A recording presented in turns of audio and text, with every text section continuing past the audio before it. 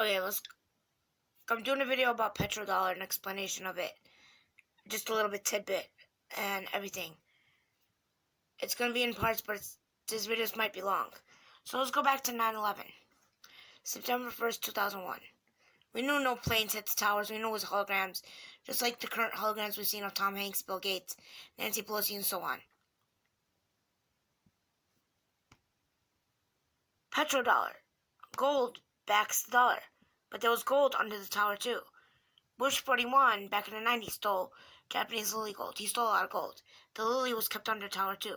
The gold was kept under tower too. When they were trying to steal it,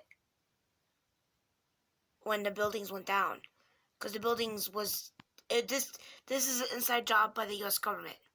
The Bushes were part of this. The thermite was built in World Trade Towers. Just to let you know.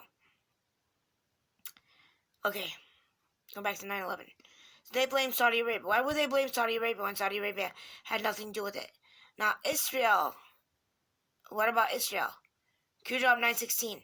Saving Israel for last. So again, it all targets back to the Bushes. This article was written by The Guardian on Tuesday, July 27th, 2004.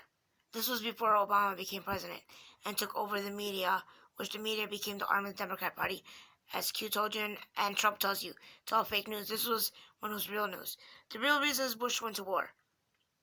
There are only two credible reasons for invading Iraq: control over oil and preservation of the dollar as the world's reserve currency. Yet the government has kept silent on these factors, instead treating us to the intriguing distractions of the Hutton and Butler reports.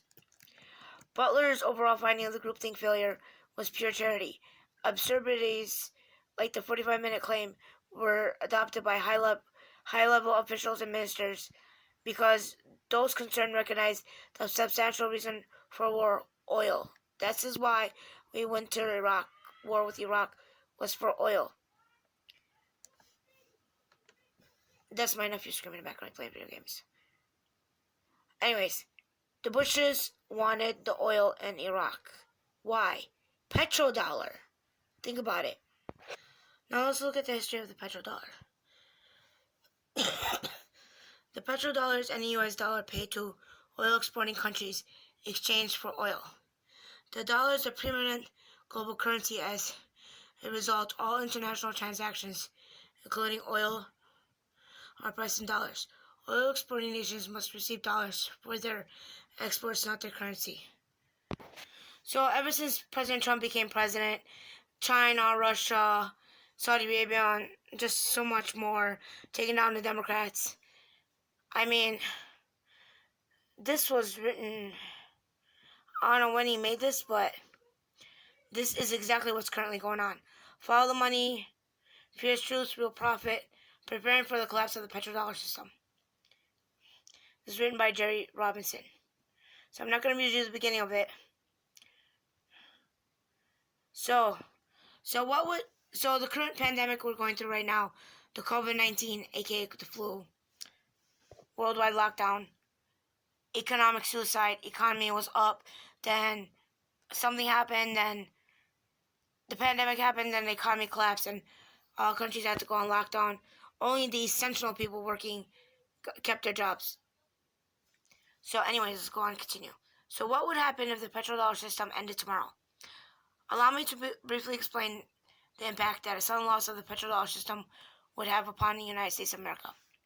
Foreign nations would begin seeing a flood of U.S. dollars back to the United States in exchange for new currency needed for oil. Foreign nations would begin sending a flood of U.S. dollars back to the United States, China, UK, so on and so forth. The Federal Reserve would lose their ability to print more dollars to solve America's economic problems. The Fed Reserve is down. The Treasury Secretary and Federal Reserve Chairman would meet to determine the best course of action. Steve Wynne, President Trump. The action would involve an immediate and dramatic increase in interest rates to reduce America's money supply. China, paying billions back.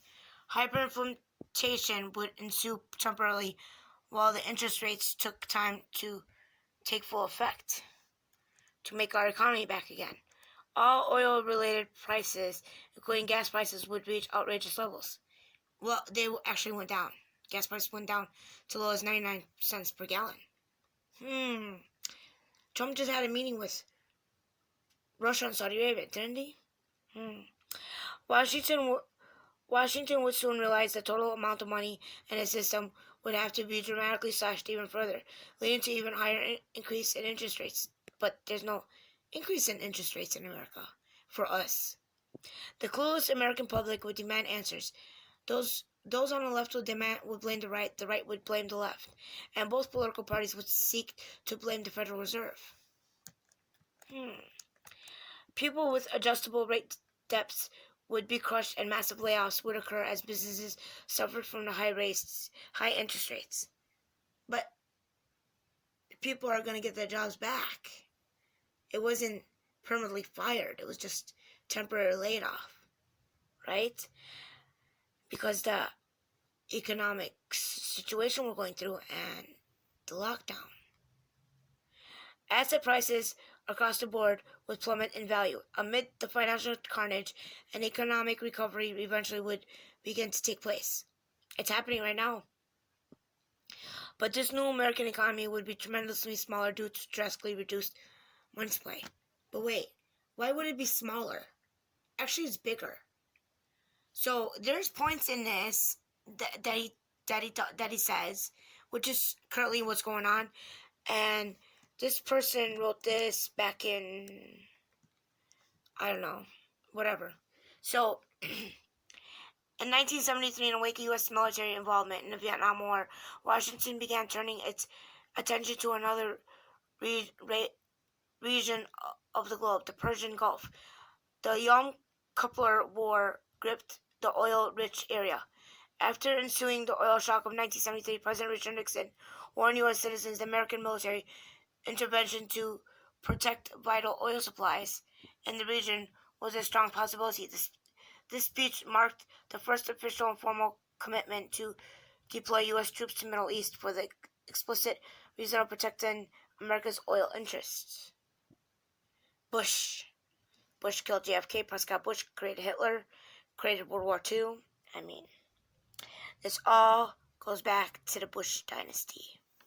The petrodollar is in the Bush dynasty. Thank you. I just spoke to President Erdogan of Turkey. We're doing very, very well with Turkey. There's a ceasefire or a pause or whatever you want to call it.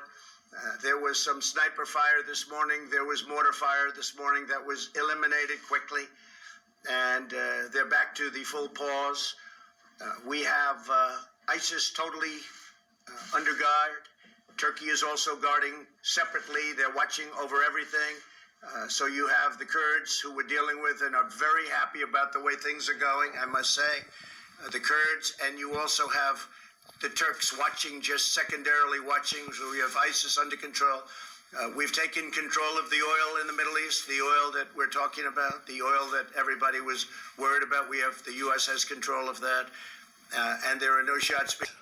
Brought the world's #1 terrorist leader to justice.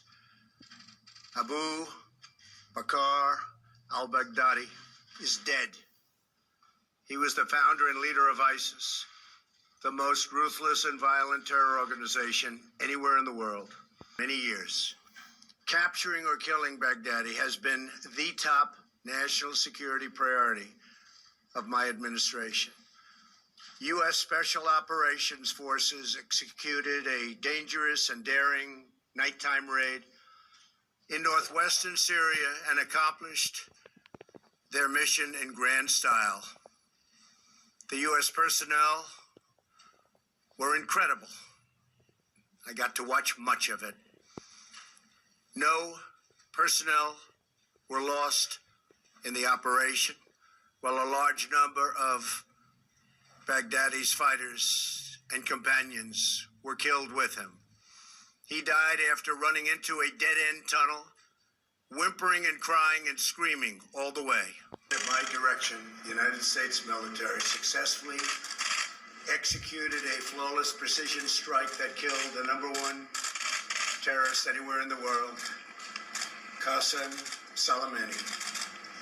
Soleimani was plotting imminent and sinister attacks on American diplomats and military personnel, but we caught him in the act and terminated him.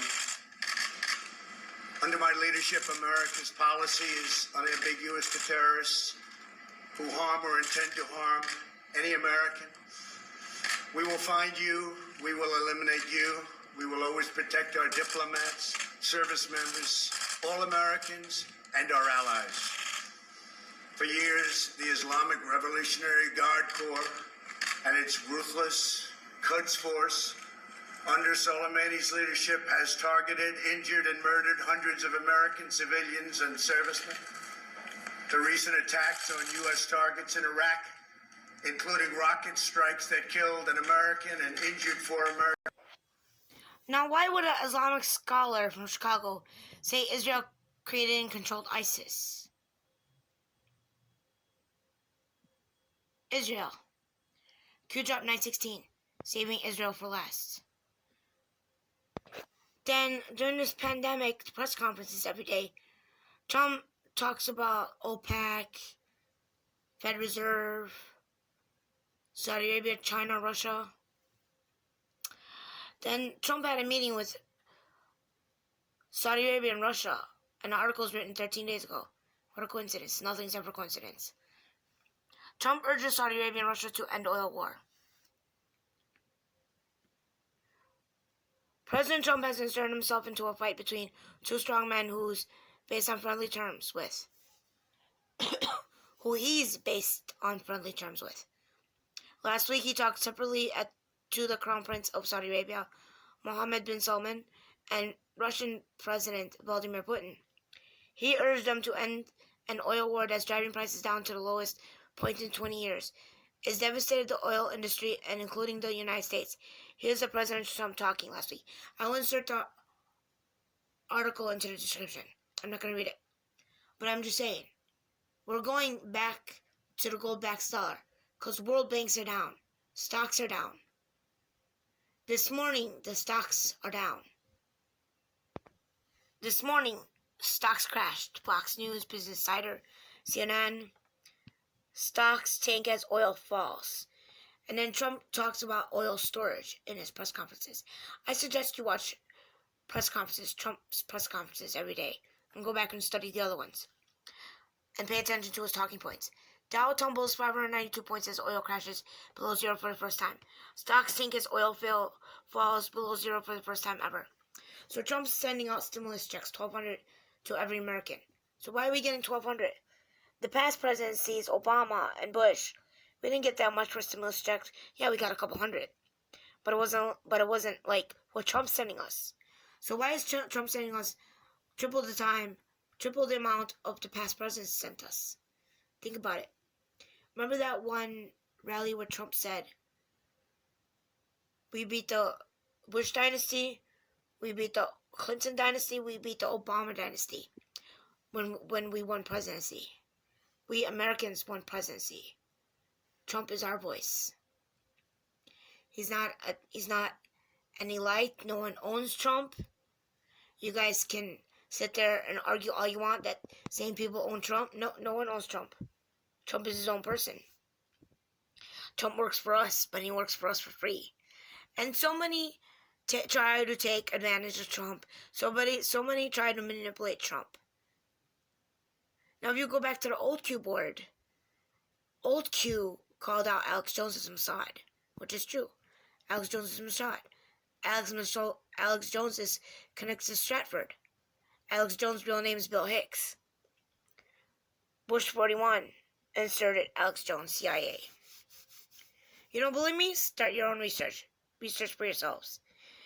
And the only reason why I'm doing this explanation of the petrodollar, the crashing of the petrodollar, because right now it's the crash of the petrodollar. We're going back to the only way we can go back to the gold standard is to crash the petrodollar, crash the oil markets. The only reason why I'm doing this is because Better Boyer helped me with this video. Okay, If you don't know who Fed Up Warrior is, go check out his channel. Go subscribe to him. Watch his videos. He's doing a series right now of explaining of things, of holograms and stuff. Because right now we're seeing a lot of holograms. Trudeau, Tom Hanks, Bill Gates, Nancy Pelosi, they all been executed already. We know the Clintons already have lookalikes. Not many have a lot of lookalikes. But yeah, I'm just saying. We're going back to the gold standard. The country's being restarted. This is the Great Awakening. This is what we've been waiting for, and it's happening right now, whether you like it or not, and it's happening fast. And this week, somebody or somebodies are going to get arrested because the indictments are dropping.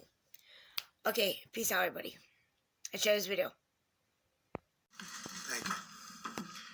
Following the release of our reopening guidelines, governors across the country are looking forward to phase one and announcing plans for an economic resurgence. We're going to have a resurgence too. At a time when millions of American workers and families are struggling with the financial consequences of the virus, it's critical to continue the medical war while reopening the economy in a safe and responsible fashion. During this time, Americans must maintain strict vigilance and continue to practice careful hygiene, social distancing, and the other protective measures that we've outlined and that everybody's become very familiar with. We continue to be encouraged that many of the areas hardest hit by the virus appear to have turned the corner. For example, recent deaths are down very, very substantially. You can compare that with their peak not so long ago, and you have numbers of 30%, 25%. In Detroit, as an example, it's down by over 50%. Congratulations. And in New Orleans, where they've done a terrific job, they're down 65%. 30 states have just one case or less per 1,000 people, far fewer cases per capita, as an example, than Germany, the United Kingdom, France, Italy, Ireland, Switzerland, Singapore, Belgium, Spain, Norway, the Netherlands, Austria, Sweden. My administration continues to press Congress to replenish the enormously successful Paycheck Protection Program, which has impacted 30 million American jobs. We hope to have an agreement very soon, and hopefully tomorrow the Senate's going to be able to vote. A lot of progress has been made on that, tremendous progress. It's a great plan. It's a great plan. It's helped a lot of people. So we hope to have a vote, maybe tomorrow in the Senate. And based on the record low price of oil that you've been seeing, it's at a level that's very interesting to a lot of people. We're filling up our national petroleum reserves, the strategic reserves. And we're looking to put as much as 75 million barrels into the reserves themselves. That would top it out. That would be first time in a long time it's been topped out. We'd get it for the right price. We're also pushing for the deal to include an additional $75 billion, our deal that we're talking about, $75 billion for hospitals and other healthcare providers. Many providers and their employees have taken a huge financial hit in recent weeks, and visits, elective procedures, surgeries, etc., were canceled. We think that they can all get back online. They'll get it done. The hospitals have really been fantastic. 5G. The hospitals, they've